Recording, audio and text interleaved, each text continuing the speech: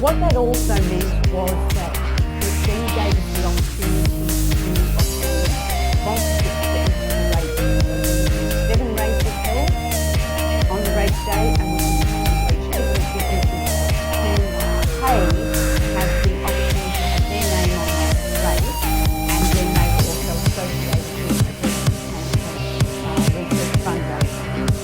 So that in itself allowed us to increase our fundraising. It also meant that we could get a name partner.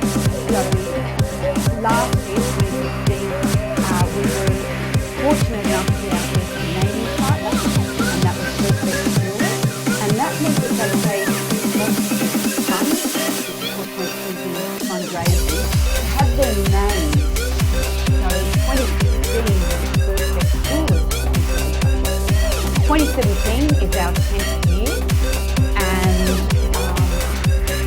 we have decided to move to a new venue at the club, which has been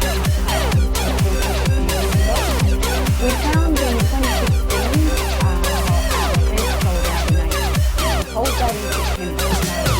In April, all 400. We were turning too many people at once. Some of these people were so we decided we would go with the at the church club.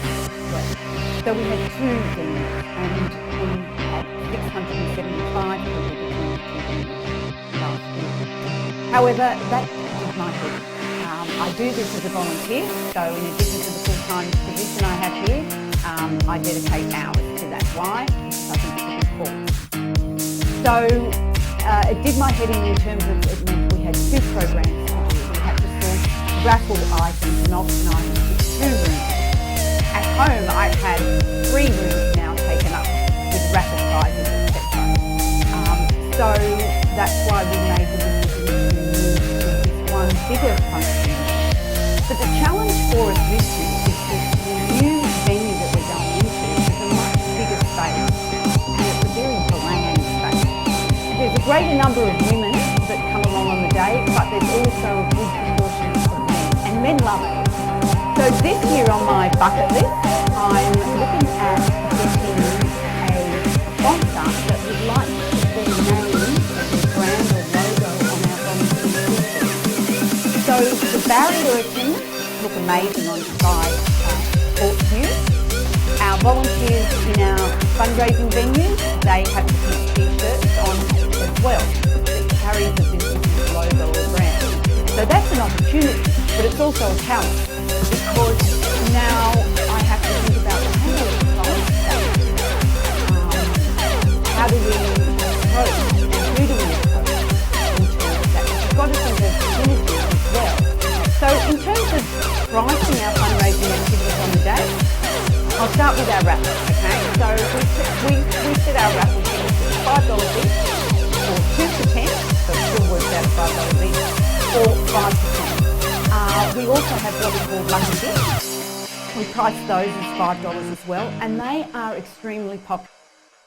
Auction prizes, how do we price that? Well, that depends on the bids that we get from people on the day. We hope that people will bid, somewhere near the value of the item. This year, because we've got the biggest space, we do have an opportunity where we could also have what they call a style hold.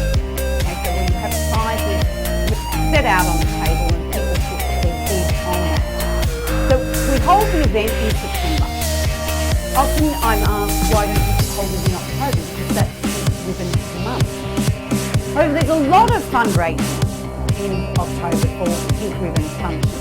And so I have strategically and consciously kept it away from October, held it in September, so as not to have that competition that arises in October, that otherwise arises in October.